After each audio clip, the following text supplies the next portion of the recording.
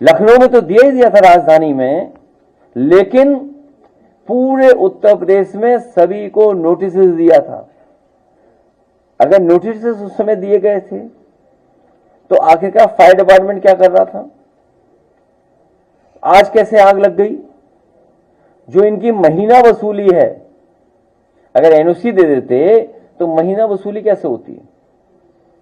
यही नहीं, भ्रष्टाचार का अखबार में कई अधिकारियों के खिलाफ कार्रवाई होने जा रही है 165 करोड़ रुपए की धांधली को लेकर के। ये तो बहुत छोटा है। 165 करोड़ इस सरकार के लिए क्या है? इस सरकार में इतना बड़ा ऐसे है कि कितना भी समाया जाएगा। 165 तो कुछ भी नहीं है। एक देखो कितने ईमानदार अधिकारी थे, कितना ईमान था उनका कि उन्होंने अपने नाम पे एक भी नहीं फ्लैट रखा और अपने सहयोगी साथियों के नाम पे न जाने कितने फ्लैट कर दिए। उत्तर प्रदेश नहीं, उत्तर प्रदेश के बाहर ये तो पहली बार सरकार में देखने को मिल रहा है कि उत्तर प्रदेश के बाहर इन्वेस्टमेंट हो रहा है उत्तर प्रदेश के अधिकारियों का।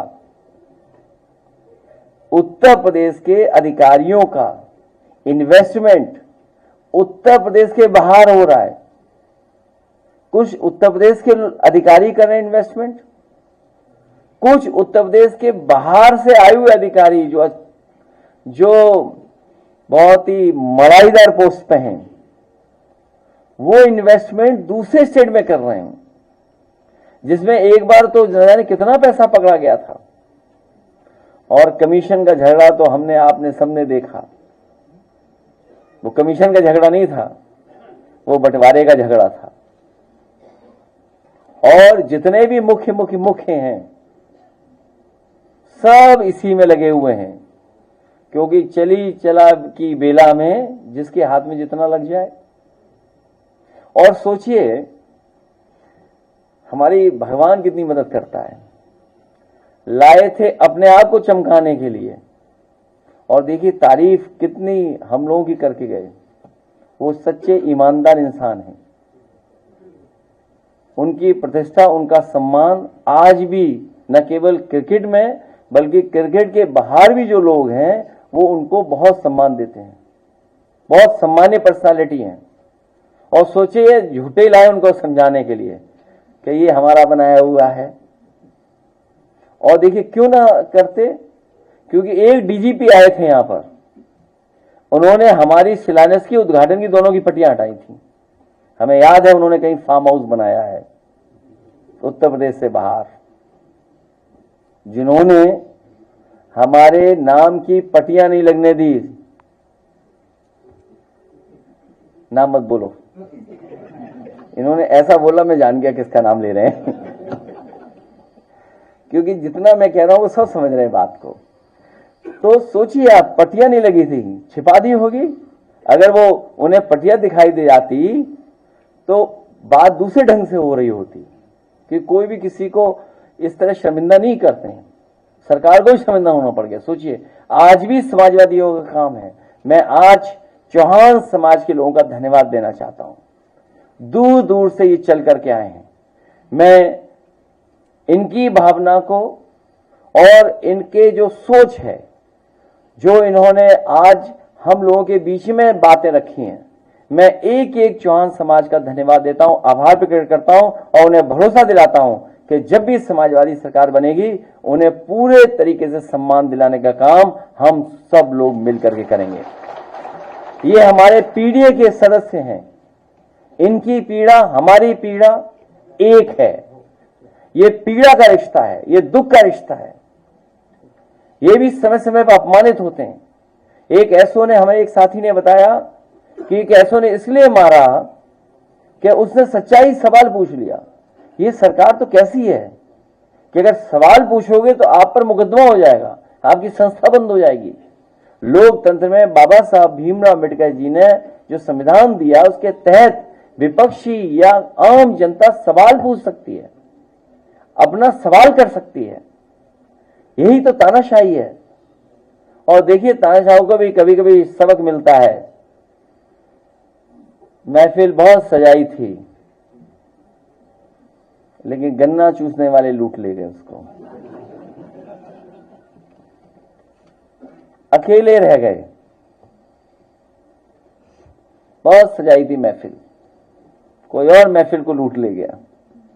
ये तो तस्वीरें मैंने सोशल मीडिया पे देखी, इसलिए बात कह रहा हूं मैं। मुझे सोशल मीडिया का धन्यवाद देता हूं कि उसके माध्यम से कुछ तो सच्चाई, कुछ तो तस्वीरें हमें देखने को मिलती। उसी के माध्यम से जो एक शेर कई सदनों में कई बार एकदम फिट होता है बीजेपी पर। मैं आए हुए मिश्रा जी का धन्यवाद दूंगा, इन्होंने बहुत मुकाबला किया। अचानक आज हमें यहां मिल गए चौहान समाज के कार्यक्रम में। मिश्रा जी को भी बहुत परेशानी का सामना करना पड़ा, हमला हुआ इन पे, वार हुआ इन पे और इन्हें जेल जाना पड़ गया। कमाल की सरकार है, हमला इन्हीं पर हुआ। हालांकि वो हाथा की वजह से ये सब है और मुझे लगता है आपकी वजह से भी है।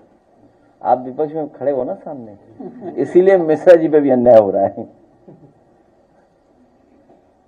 तो ये सरकार के खिलाफ हमारे चौहान समाज भी एकजुट हो गया है। मैं पीडीएस समाज के सभी लोगों का बहुत बहुत धन्यवाद देता हूं। और जहां इन्होंने जाति जनगणना को लेकर के भी बात रखी कि आबादी के हिसाब से हक और सम्मान मिले, जाति जनगणना का फैसला 90% पीडीए परिवार की 100% जीत है।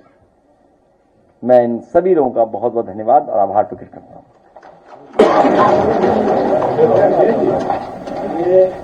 ये का जो आप और काफी जनाधार बढ़ गया है, और इसकी बात ये है कि हम ही तो काफी कहेगी दुनिया और हमारा ही कत्लेआम है और हम ही कुएं खोदते फिरेंगे, हमारा ही तो पानी जो है। तो ये इसमें जो बीजेपी कर रही है, जो आप ये सारी बातों को करना है कि भ्रष्टाचार हो रहा है, इसका तो जब आप कहते हैं बेरोजगारी की बात करते हैं और तमाम चीजों की बात करते हैं तो वो धर्म को आगे और सारे मुद्दों को भटका देते। इस बार भारतीय जनता पार्टी की कोई चालबाजी नहीं चलेगी। जो ये धांधली करते हैं चुनाव में, चुनावी धांधली करते हैं, इस बार 403 विधानसभाओं में भारतीय जनता पार्टी की कोई भी 420 ही नहीं चलने देंगे लोग।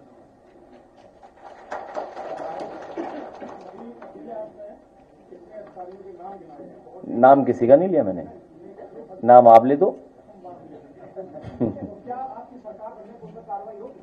जो न्याय है, जो कानून है, उसके तहत तो होगी कार्रवाई, इसलिए तो बहुत से लोग अंडरग्राउंड हैं। और सुनने में आया, हालांकि मुझे नहीं पता जानकारी क्या है, आपको बेहतर होगी, जो पकड़ा गया था उसके मोबाइल में बहुत से अधिकारियों का और भी रिकॉर्ड था, वो भी डिलीट कर दिया गया है। तो मुख्य बात यह है कि इस सरकार में भ्रष्टाचार की कोई लिमिट नहीं है। इतना भ्रष्टाचार चल रहा है, अन्याय भी उतना ही चल रहा है। इसीलिए पीडीए परिवार एकजुट हो गया है और इसी एकजुट ताकत से घबरा करके भारतीय जनता पार्टी ने ये जाति जनगणना कराई है। और जाति जनगणना के में भी धांधली न हो, इसलिए पीडीए परिवार एकजुट रहेगा।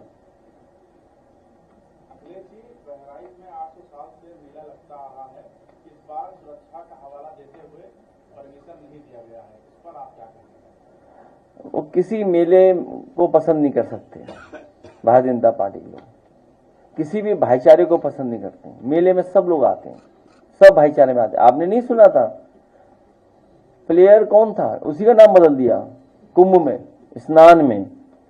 सोशल मीडिया से इतना प्रभावित है सरकार कि सोशल मीडिया की जो तस्वीर देखी उसी के आधार पर हाउस में क्या कहलवा दिया। तो ये मिली जुली संस्कृति, भाईचारा, जहां लोग मिलजुल सकें, कारोबार, रोजगार, कारोबार हमें जोड़ता है। मेले में कौन आएगा, कौन बेचेगा, किसने सामान बनाया, कुछ नहीं पता है। मेले में लोग जुड़ते हैं एक दूसरे से। यहां कोई सुरक्षित नहीं है। आप सरकार के खिलाफ बोलोगे, आप भी सुरक्षित नहीं हो। मैं तो चाहता हूं जल्दी बेच दें इसको।